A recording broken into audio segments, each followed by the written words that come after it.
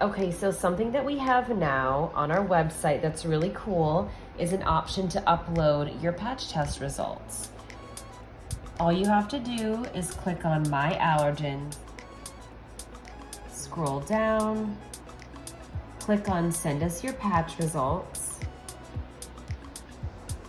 fill out your personal information, upload everything here, and then just click Submit.